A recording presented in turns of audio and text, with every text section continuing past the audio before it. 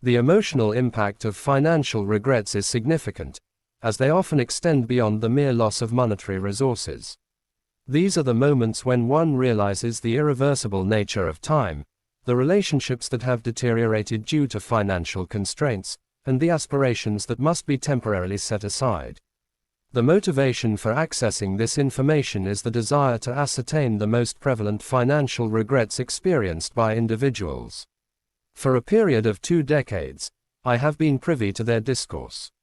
The following question was posed to individuals via online channels: what is the most significant financial regret you have experienced? Subsequently, a plethora of responses were received. The number in question is in the hundreds. The recurrence of these themes was a salient feature. The decision to invest was not made promptly enough. Buying too big of a house. Crypto FOMO. Debt. The following argument is not unprecedented. However, the most impactful experiences did not pertain to financial matters. It is recommended that the viewer remains in attendance for the duration of the video, as the most surprising regret will be revealed at the conclusion. The focus of this discourse is not on the subject of cryptocurrency. The focus of this discourse is not on the subjects of investment or housing. In reality, the issue at hand is of a far more personal nature. It was posited that a more timely initiation of the endeavor would have been preferable. Regrettably, it is not possible to identify a time that is entirely suitable. The fundamental motivation behind this phenomenon is rooted in fear. The subject is the trepidation of financial loss. The subject is the reluctance to appear foolish. The aversion to examining one's personal finances and acknowledging the potential availability of a modest sum, such as $50 or $100 per month, for investment purposes, is a common phenomenon. Many perfectionists will state that they will commence a task when all the necessary elements are in place. The following course of action is recommended. It is recommended that the process be initiated in a modest manner and without delay.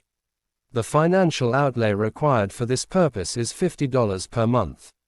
The strategy of compound growth does not rely upon the accurate timing of the market. The model is predicated on its timely entry into the market.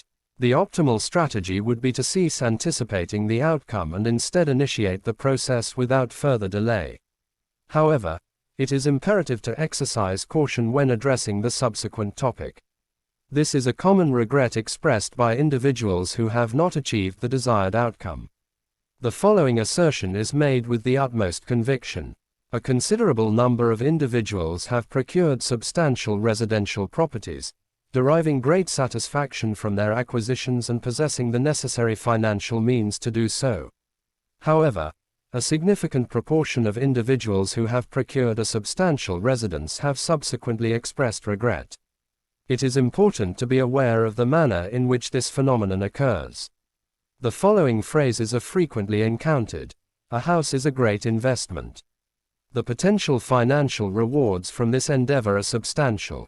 In this discourse, the focus shall be on Eric and Elena, a couple who were interviewed on the podcast. Information was provided regarding the acquisition of a condominium in Toronto with a purchase price of $770,000.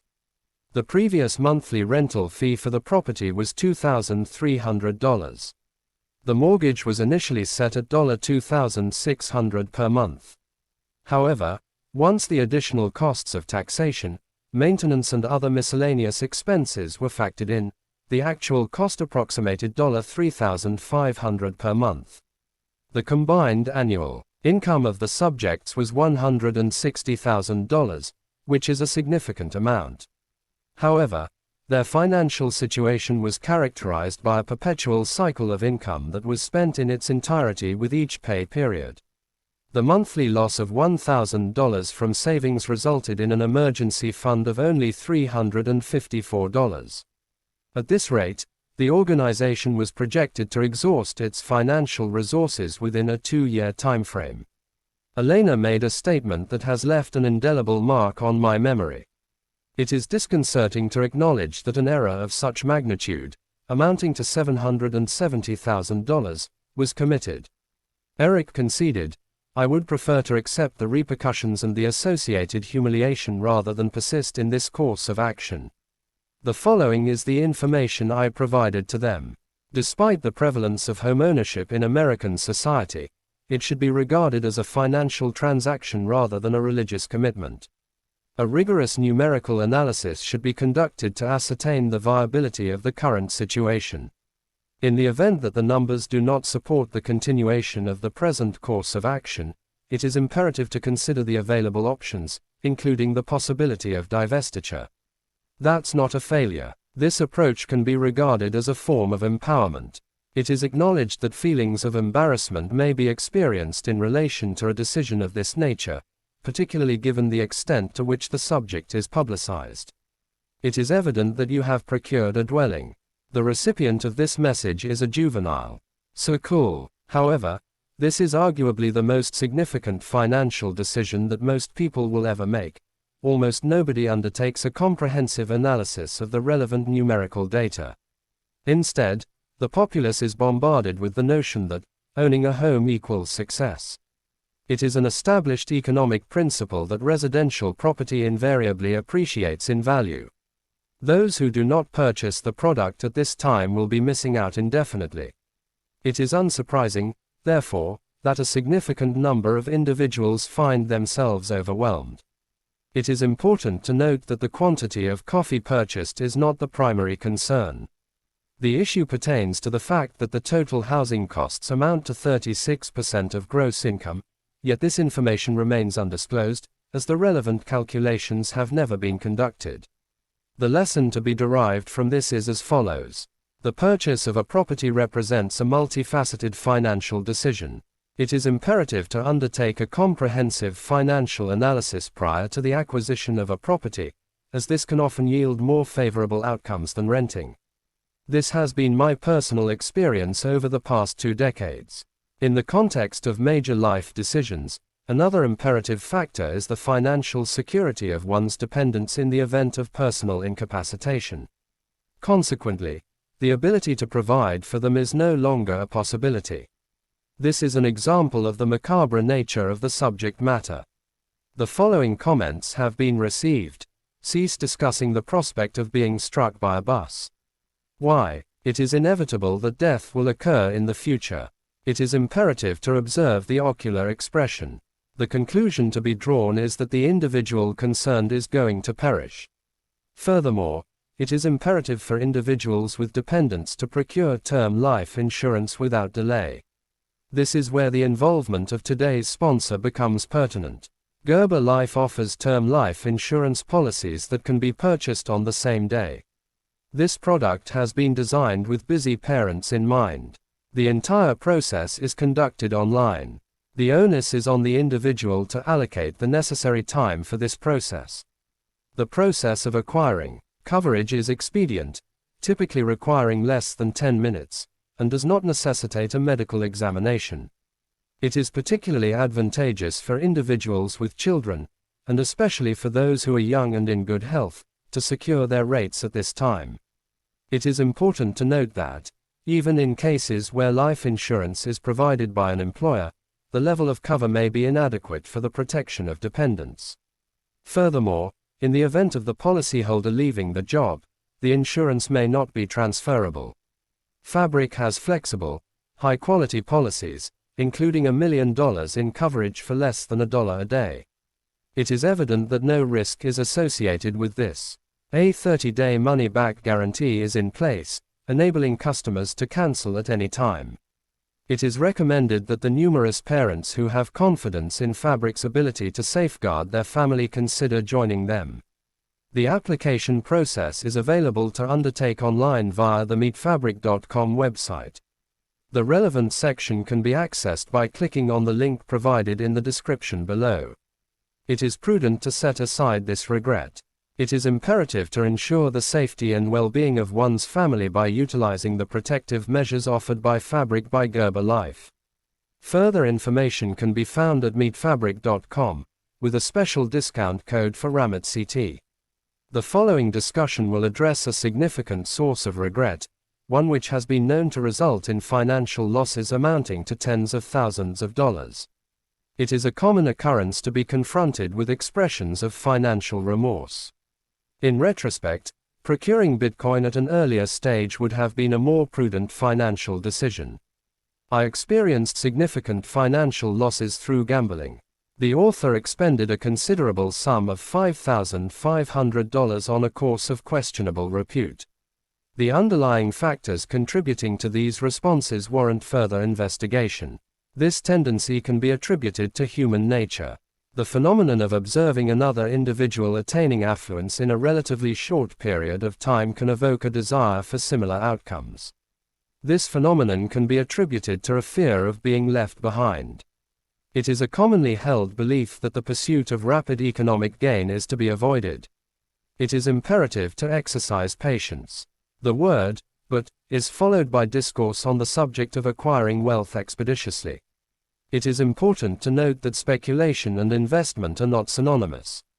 Should an investor wish to allocate between 5 and 10% of a well-diversified portfolio to speculative assets, whether in the form of cryptocurrency, an entrepreneurial venture, or an angel investment, this would be a valid strategy. It is imperative that the primary focus remain on the diversification of the portfolio, with the understanding that the majority of the assets under management are already diversified. The crux of the issue is that the vast majority of individuals do not engage in this practice. The concept of diversification is met with derision, as the pursuit of accumulating genuine wealth is perceived as tedious. The financial strategy is founded on the cultivation of consistent fundamental habits, such as automating savings, investing in diversified low-cost funds, and utilizing the ultimate asset, time. In the event of a lack of comprehension, it is advisable to refrain from allocating financial resources. Should an individual purporting to be versed in the field of cryptocurrency offer a formula for financial enrichment, it is highly likely that such a proposal will be found to be fraudulent. However, not all regrets stem from the pursuit of material objects. In some cases, the burden of past decisions, such as the accumulation of debt, can significantly impact one's financial well-being. One couple interviewed for this podcast was in the situation of having student loan debts in excess of $500,000.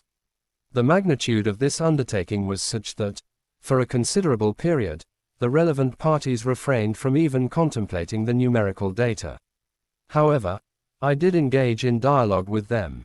Following the collaborative mapping process, it became evident that the subject's predicament was not as intractable as initially perceived. The debt did not vanish immediately. However, as the subjects transitioned from evasion to engagement, the sense of shame began to dissipate. A recurrent theme of remorse expressed by individuals pertains to the issue of debt. A significant proportion of individuals commence their academic journeys by undertaking substantial student loans, the intricacies of which they do not fully comprehend. Subsequently, it has been demonstrated that individuals who engage in mindless spending are more prone to incurring credit card debt and maintain it over an extended period. A notable regret expressed by individuals experiencing financial obligations, particularly those burdened by credit card debt, pertains to the propensity to engage in recurrent expenditure on their credit cards, primarily driven by the pursuit of accumulating points. It is imperative to ascertain the nature of the affliction from which the individual is suffering. It is not financially viable to expend effort to obtain these negligible points, which are valued at less than 1 cent each. It is imperative that individuals experiencing financial hardship due to credit card debt refrain from utilizing their credit cards. Another financial decision that is particularly vexing is the decision to accrue debt for home renovations. It is highly improbable that the renovation of one's own domicile can be regarded as a form of investment. This is a luxury. This discourse pertains to the subject of American homeowners. Indeed, the completion of the basement is imperative. It is evident that this will result in a positive return on investment. This is not the case. This is a luxury. One could be forgiven for hypothesizing that the financial resources required to procure a Birkin bag of this price point are considerable, and indeed, the most logical course of action would be to do so. This would incur an expense that is commensurate with the level of risk involved. It is possible to resell the item in order to obtain a small amount of money. However, this is not the primary objective. The construction of a basement is not intended for the purpose of its subsequent enjoyment and social media boastfulness, but rather as a storage space. Simple man. #man cave. This is a luxury. In the event that an individual is already encumbered by debt, the primary objective should be focused on the repayment of that debt, with particular emphasis on high-interest debt. It is possible to continue living one's life and to dine out if one has outstanding debt. This is an acceptable outcome. It is imperative to devise a debt repayment plan and to ensure that no further debt is accumulated.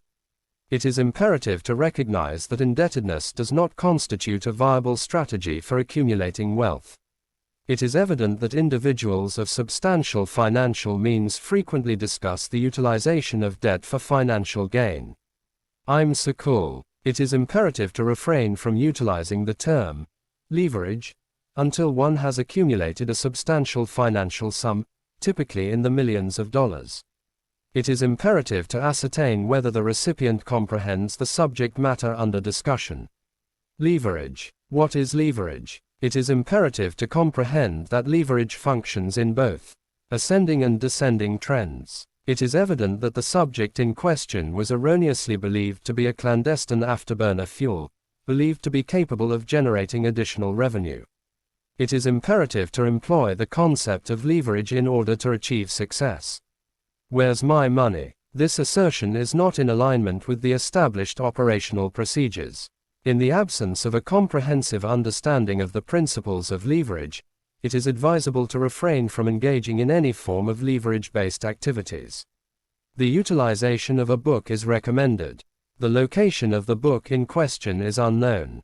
As the original text is in English, a different version will be shown in a different language. Leverage this. The acquisition of language skills is best facilitated by a combination of linguistic exposure and reading material.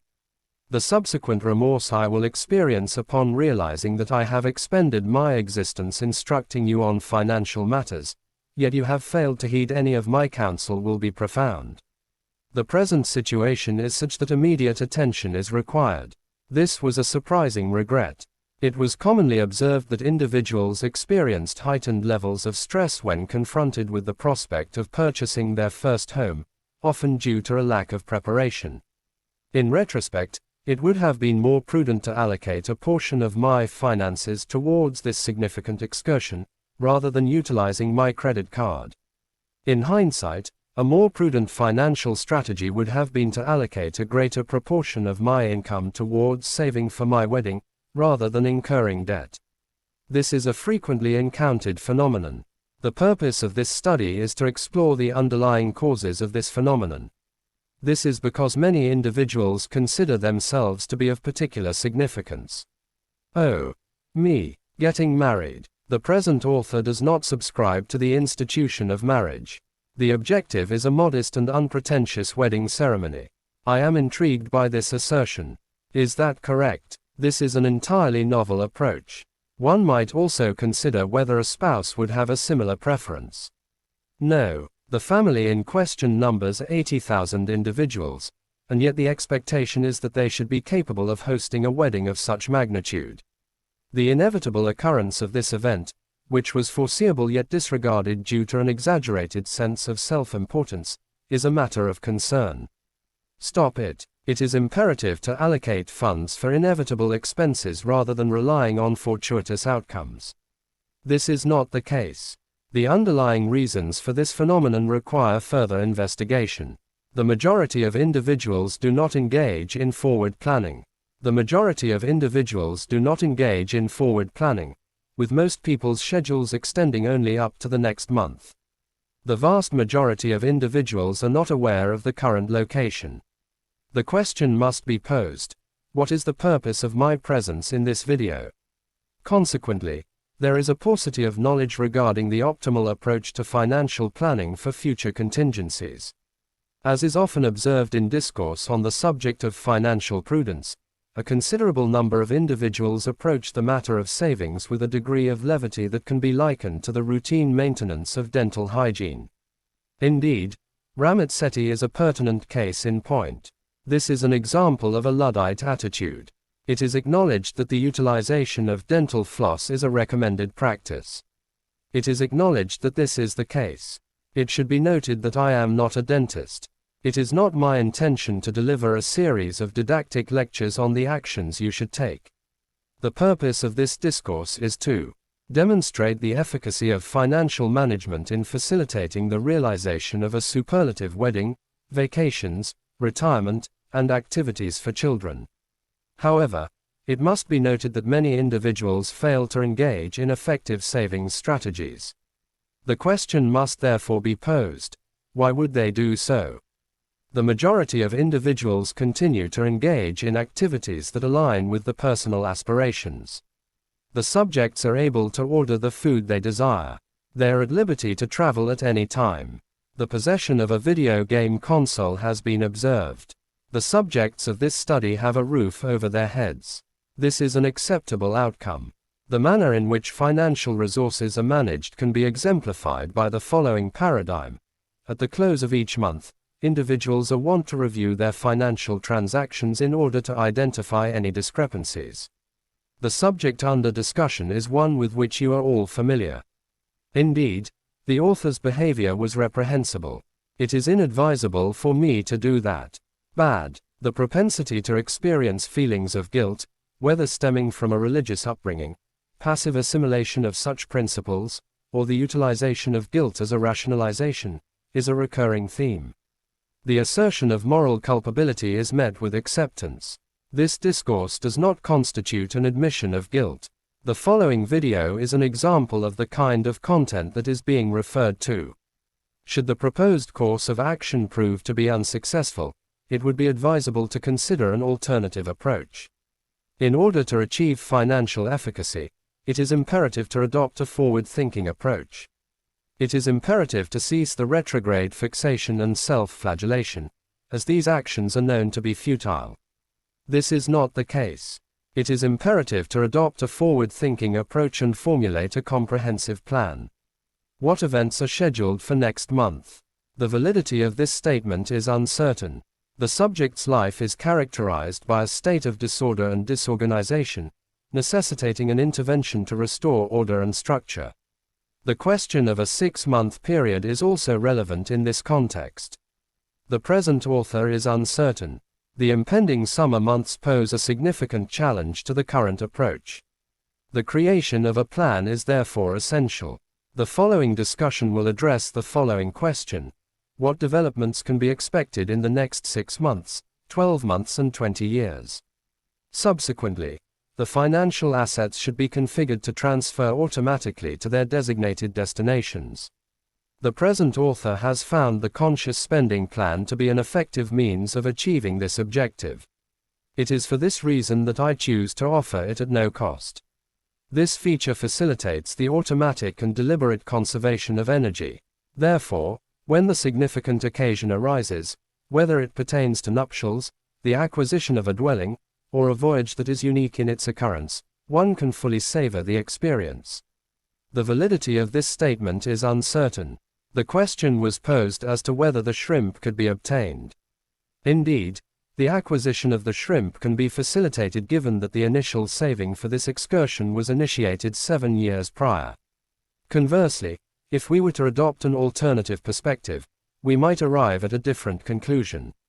What has been a significant expenditure on which you have no regrets? It is possible that the occurrence was the result of a journey. It is possible that the event in question was a wedding. One potential explanation for this phenomenon could be the initiation of a business endeavor. The purpose of this text is to request that readers share their experiences of financial anti-regrets in the comments section below. The failure to save can result in the loss of significant objectives. However, it is the subsequent regret that has the capacity to diminish the quality of daily life.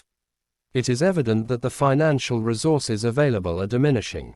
Have you ever encountered an individual who, despite having a high income, exhibits a conspicuous tendency to save rather than consume. While it is indeed possible to label them as inexpensive, it is the contention of this paper that a more thorough investigation is warranted. One of the most enlightening episodes was episode 63 of the Money for Couples podcast. By this point in the research, over 60 couples had been interviewed about the financial issue that hinders many people, namely spending guilt. Individuals have conveyed the sentiment that they experience a sense of guilt when they purchase beverages that are priced at $5. The underlying reasons for this phenomenon remain unclear. This phenomenon can be likened to a persistent internal monologue. The presence of this phenomenon is pervasive, and it is characterized by the notion that it should not be purchased. Despite the prudent allocation of financial reserves, individuals often find themselves unable to fully savor their accumulated wealth.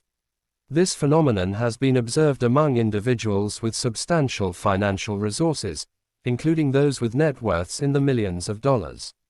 Why? Allow me to elaborate. Firstly, childhood money scripts. It is possible that the parents of the child may have previously stated that they did not have the financial means to purchase the item, despite having the capacity to do so. Secondly, the concept of scarcity mindsets is examined. The trepidation that, irrespective of the extent of one's possessions, there will invariably come a point when they are depleted. Finally, we turn to the issue of under-discussed in the personal finance world, where the concepts of frugality and virtue are often confused. The conviction that an individual is morally good if they engage in self-denial and morally bad if they engage in profligate spending is a pervasive cultural phenomenon. It is interesting to consider how such a statement would be perceived if it were applied to the domain of nutrition. This dynamic does not constitute a functional or healthy relationship with food. This dynamic does not necessarily reflect a healthy relationship with money. It is my contention that this is one of the most regrettable observations that I have encountered. It is evident that the primary function of money is not limited to the realms of savings and investments. It is this author's opinion that the purpose of money is to enable an individual to live a rich life. In the event that an individual has accumulated financial reserves and has engaged in investment activities in a conscientious manner, yet experiences a sense of culpability when contemplating expenditures such as dining out or embarking on a journey, it can be deduced that said individual is exhibiting behaviors that are indicative of a limited mindset. It is a matter of great significance to recognize that inhabiting a less than optimal existence is a profoundly lamentable state of affairs. In order to achieve a fulfilling life, it is essential to engage in two fundamental activities. Firstly, it is imperative to be acquainted with the relevant figures. Secondly, it is imperative to develop a comprehensive understanding of financial psychology. Have you become disillusioned with the prospect of financial management that is oriented towards a defensive strategy? It is a perpetual concern that expenditure is excessive, even in relation to minor purchases such as tea. The potential benefits of utilizing financial resources to advance our objectives are significant. The following hypothesis is put forward. If we were to become sufficiently confident, we would be inclined to expend financial resources on the things we love. This is the fundamental principle upon which my financial coaching program is based. On a monthly basis, the program will provide a comprehensive guide to financial automation, accelerated debt repayment, investment strategies, and the allocation of financial resources for desired purchases while maintaining a sense of financial responsibility. The necessity for an additional budgeting application is negated by the existence of the aforementioned application. In order to achieve the desired outcomes, it is essential to implement a system that has been proven to deliver results, in addition to receiving coaching and support from a community that is conducive to achieving these goals. This program is outlined in my money coaching program. In order to participate in the program, it is necessary to visit the website iwt.com and navigate to the section entitled Money Coaching. Alternatively, the link to the program can be found in the description below. This particular piece has been a frequent topic of discussion in recent times. The issue of financial matters is not one which I feel comfortable addressing with my children. I am conscious of the fact that, by not doing so, I may be perpetuating the very generational patterns with which I myself grew up. The present study seeks to explore the reasons why parents may be reluctant to discuss financial matters with their children. It is important to consider why parents frequently discuss financial matters with their children in such a limited way, often simply instructing them to put that back. We can't afford that. The notion that financial resources are infinite is a fallacy. It is evident that many parents experience a sense of unease regarding their own financial relationships. Consequently, in relation to their offspring, these parents unconsciously instill the same beliefs in their children. Furthermore, when I urge them to engage in candid discourse with their offspring regarding financial matters, I pose the following question: why is there an absence of transparent dialogue on the subject of finance between parents and their children? As the popular adage goes, let kids be kids. It is not my intention to cause concern. This is a most perplexing situation. To all the parents watching this, I would like to pose the following question: what is the matter with you? It is interesting to note that the statement, "I don't want my kids to worry about how to ride a bike," would not be uttered by the individual in question.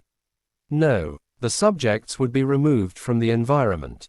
The pedagogy of teaching children to ride a bicycle, and of maintaining proficiency in the face of challenges, is a subject worthy of dedicated attention. The question therefore arises as to why this is also not the case with money. It is my conviction that the key to efficaciously instructing children in financial matters is the commitment and engagement of the adult. The next step is to retrieve a mirror. It is imperative to introspect and take a hard look at oneself, as the issue does not lie with one's offspring. The onus is on the individual concerned to resolve the issue. When an individual has a healthy relationship with money, deriving enjoyment from financial transactions, and when children observe their parents discussing trade-offs and utilizing financial resources to ensure a sufficient supply of healthy food, effective teaching can be achieved through modeling. Those interested in cultivating a positive relationship with money and subsequently imparting this knowledge to their offspring are encouraged to subscribe at this time. The dissemination of strategies on a weekly basis is undertaken with the objective of facilitating learning and the inculcation of beneficial financial habits. The final regret to be addressed is of a particularly poignant nature, as it is both preventable and debilitating. This phenomenon is frequently observed in the context of podcasts. Individuals, predominantly male, often convey the following sentiment: "I am the financial authority in our relationship." She frequently experiences financial anxiety. Therefore, I assure her that the situation is under control. This phenomenon is a recurring one, particularly within the context of heterosexual relationships. It is a common perception among males that they should assume the role of the primary income earner and should also be the ones responsible for allaying their spouse's concerns. In the context of ongoing relationships, women frequently self-identify as the primary financial managers. However, when I inquire about the significance of this phenomenon, the respondents' responses are particularly noteworthy. It is imperative to ensure that all financial obligations are fulfilled in a timely manner. It is inevitable that, as they begin to comprehend the financial implications on a daily basis, they will begin to experience a sense of concern, particularly when they endeavor to engage with their spouse and he responds with a dismissive assertion that all will be well. This assertion appears to lack a rational foundation. The partner who is not directly involved in the financial aspect of the project is expressing an optimistic outlook, asserting that the situation is under control. The basis for this assertion is unclear. The intended meaning of the preceding statement is unclear. Ignorant, reassure. This is the nomenclature by which I refer to them. This dynamic, when sustained over an extended period, engenders resentment. One partner may experience feelings of isolation and unharness, while the other may become irritated. This is a fragile dynamic that is frequently observed. It is imperative to recognize that the present state of affairs does not have to persist. Upon becoming engaged, it was evident that I possessed the aptitude for financial management. I decided, no, From the project's inception, both parties will be involved. It was considered imperative to ensure that the subject's spouse was engaged in a collaborative manner with regard to the couple's financial affairs. Why? Once more, I am the individual responsible for financial matters. Despite having been engaged in the written expression of this subject for a period exceeding 2 decades, the nature of the relationship in question has not been one of partnership. In cases where only one person is involved, the other party is often left uninformed and, as a result, powerless. This situation can lead to increased stress for the individuals involved. Furthermore, it engenders an environment wherein individuals feel compelled to request financial assistance with mundane, quotidian purchases, such as those made at Target. The present author has no desire to enter into such a relationship. The objective is to cultivate a comprehensive understanding of financial principles, risk management, investment strategies, and the dynamics of compound interest. Furthermore, the aspiration entails the capacity to make judicious trade-offs and formulate effective plans for future endeavors, such as leisure travel. This was not a situation in which I wished to place my wife. The objective was to cultivate a sense of confidence and empowerment, while also facilitating comprehensive discourse on all aspects of financial management. It is for this reason that I deemed it imperative to ensure that we were in agreement with regard to financial matters. I would therefore advocate that you adopt a similar approach. It is interesting to note the recurring patterns in the expression of regret. The manifestation of fear is a universal phenomenon, evident in individuals across diverse backgrounds and contexts. Fear of missing out. The subject is the trepidation of financial loss. The subject expressed a fear of being judged. It is evident that the media is cognizant of the fact that fear is a potent catalyst for commercial success.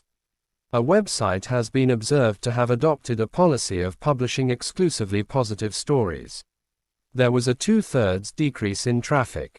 Fear is an effective attention grabber, but regret, built on fear, will not contribute to a fulfilling life. The antidote to this issue is to formulate a plan and subsequently take action.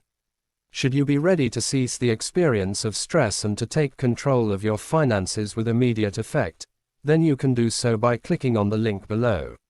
The following discourse will elucidate the methodology of initiation.